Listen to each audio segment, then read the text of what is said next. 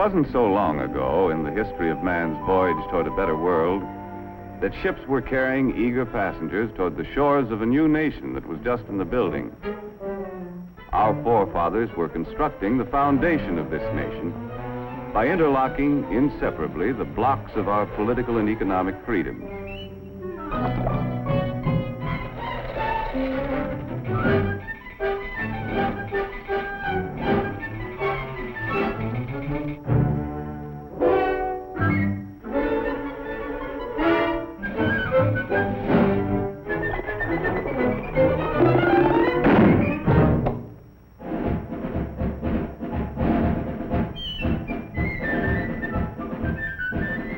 The way of life our forefathers established on this foundation of freedoms drew people from the far corners of the earth. And all those who set foot on these shores had the opportunity to build a better life for themselves. Even young Jonathan, an unskilled lad from across the sea, hoped to find a job where he could progress according to his ability and enterprise.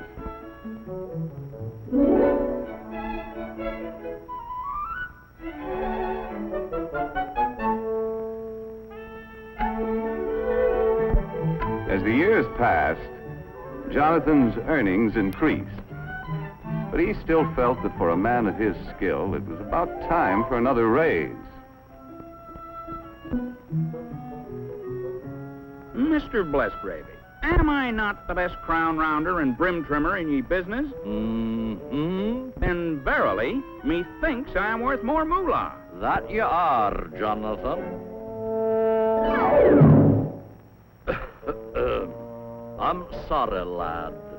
No raise, Mr. Blessgravy? I quit. Sales and profits down. Phooey, I could run ye business better myself. Hey, why not? My own business. All you need's a little capital, a little push, and an idea. Yeah, an idea. Let's see. So I said to him, I wouldn't wear that hat to a dog fight. Why, there isn't a decent hat in the entire village. And such prices. Imagine paying that much for a poke bonnet. Why, it was an awful thing. Why not? Women's hats. My own business.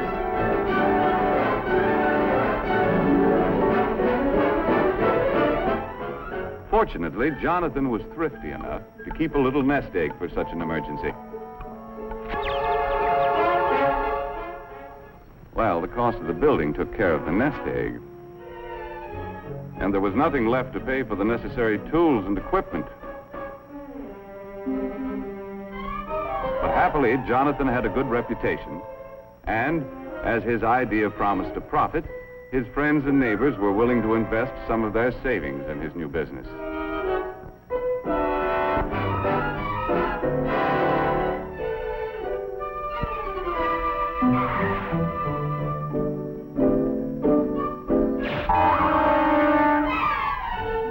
In the nick of time, an enterprising chap showed up with the raw materials to make hats. And before long, Jonathan was open for business. First, he had to advertise. Shop at Bonton, it's the spot. 12 new hat styles, that's a lot. Ladies, get that new hat drill. 30 days to pay your bill. As an expert salesman, Jonathan demonstrated the superior style and quality of his product. He set a price for his creations that the consumer was willing to pay, and sales dollars poured in from satisfied customers. Jonathan had big dreams of the wonderful rewards of being in business for himself. But before he could buy what he wanted, his employees' wages had to be paid. He had to pay taxes.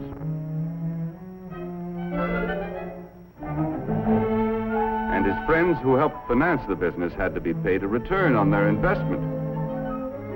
When all of his bills were paid, Jonathan had to exchange his big dream for a little dream.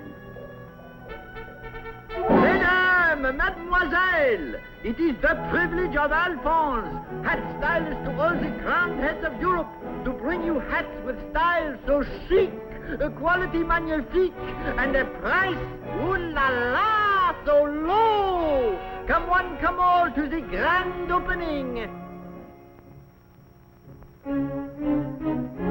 To meet competition, Jonathan had to plow part of his profits back into the business to develop a better hat. If customers approved the quality, style, and price of Jonathan's new designs, he still could make his dreams come true.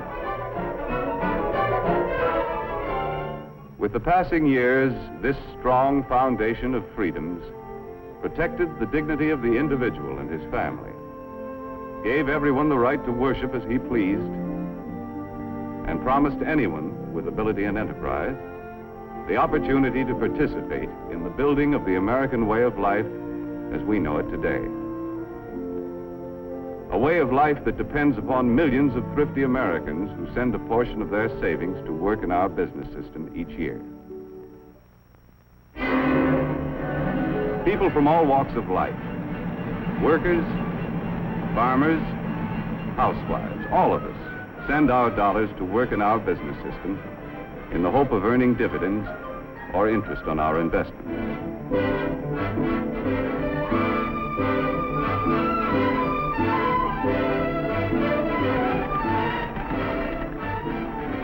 Anyone who has an insurance policy, a bank deposit, or a share of stock is helping to finance our business system. A constant stream of savings dollars must flow into big and small business each year. These dollars help to buy the land, the buildings, the tools and equipment, and create new job opportunities for our expanding population. The goods we produce are distributed to main streets all over the country. While the Main Street of today doesn't look much like the Main Street of Jonathan's time, the principles of our business system remain the same, for businessmen still compete with one another for the consumer's supply of spendable dollars. And Mrs. Consumer is still mighty critical of everything she buys. Uh-oh, competition.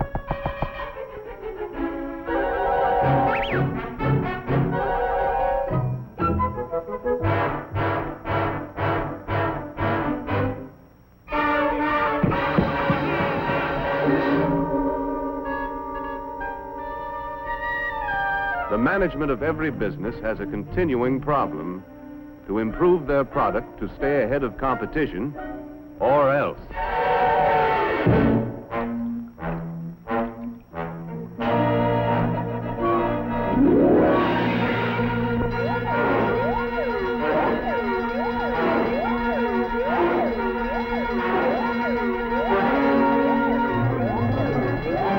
Okay, men, this is it. Quick Chill's got the ball. We've got to get it back. Give them that new product play. More style, better quality, new features, and at the right price. Hit the line, men. Let's go.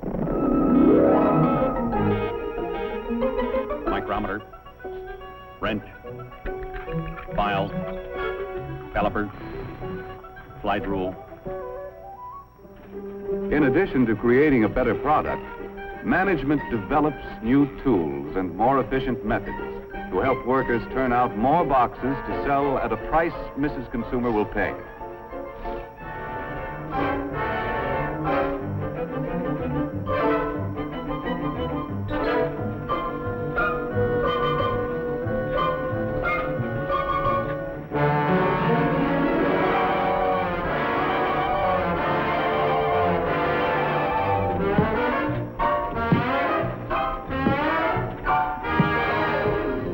The new features about this better product are advertised to point out its competitive advantages.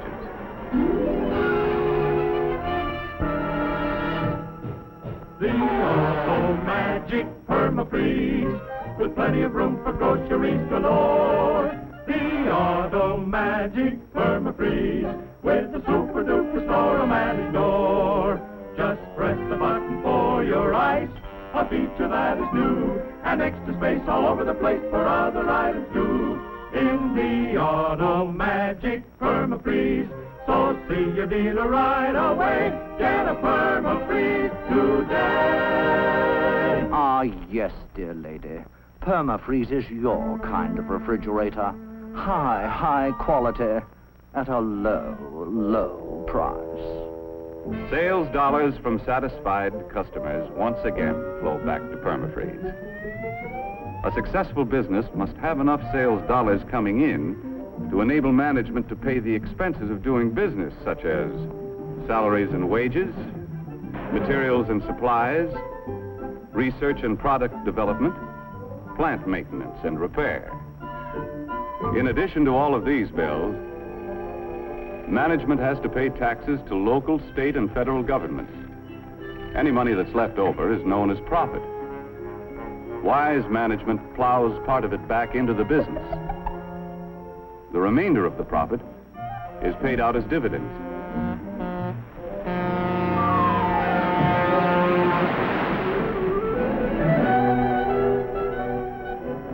These dividends are sent back to investors as a reward for risking their savings in the American business system.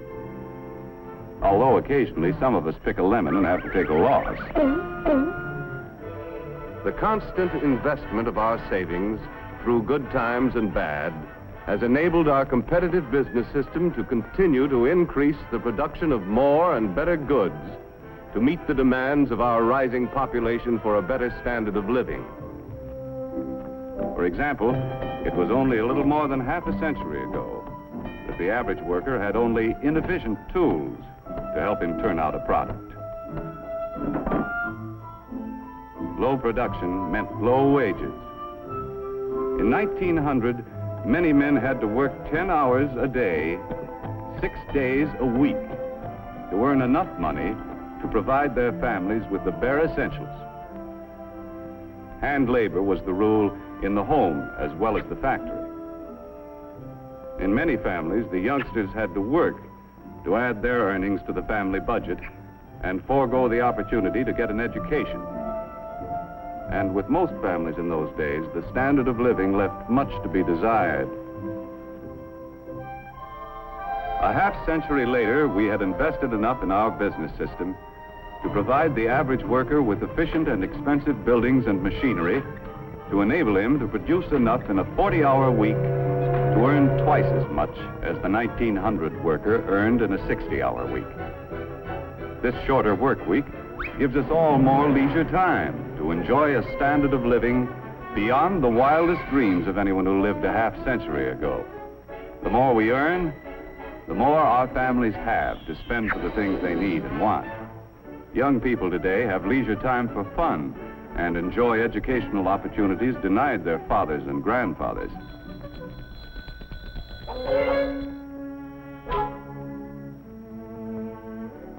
And fortunately, we have been able to raise our standard of living without sacrificing the spiritual side of life, which means so much to the American family. Our business system has continued to provide a better life for our increasing population, in spite of destructive forces which have pounded against our foundation of freedoms with no avail. However, wars, or the threat of wars, interrupt the normal operations of our competitive business system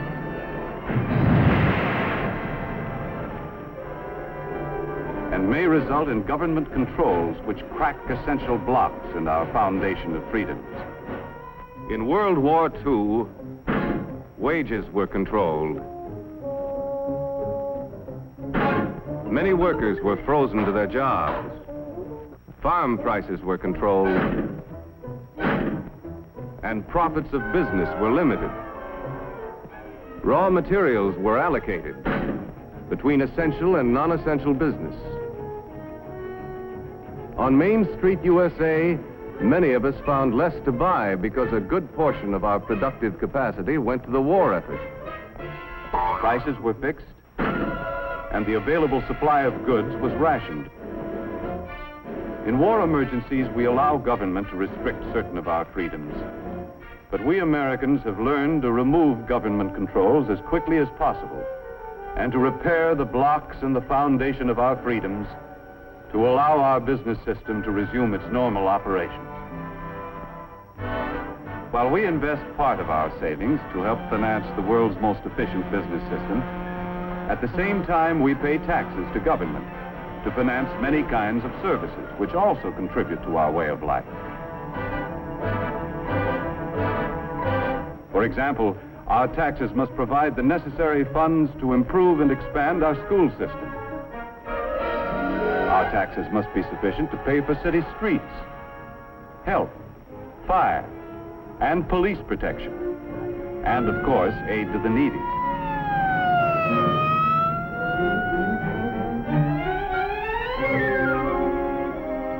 Our state taxes help pay for highways, educational institutions, and, among other things, help to finance important experiments to increase the productivity of our farms. Our federal taxes pay for irrigation and reclamation projects, for national parks, postal services, the Weather Bureau, and many other services.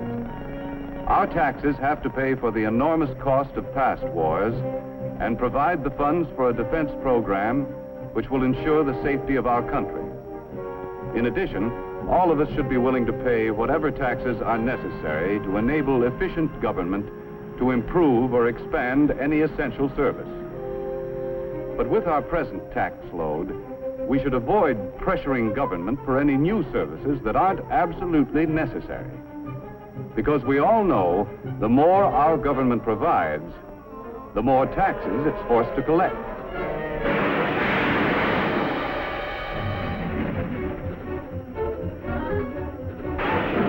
None of us can escape. Big business,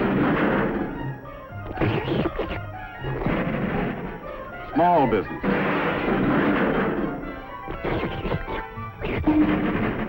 farmers,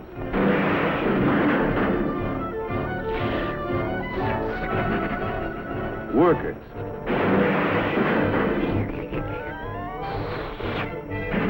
housewives, and all of us have to pay our share. Demanding more and more from government could create a tax burden heavy enough to crack essential blocks in the foundation of our business system. Therefore, we shouldn't let our taxes reach a point where they destroy our ability to save and invest. For, as we have seen, our rising standard of living depends upon a constant flow of savings dollars into our business system each year.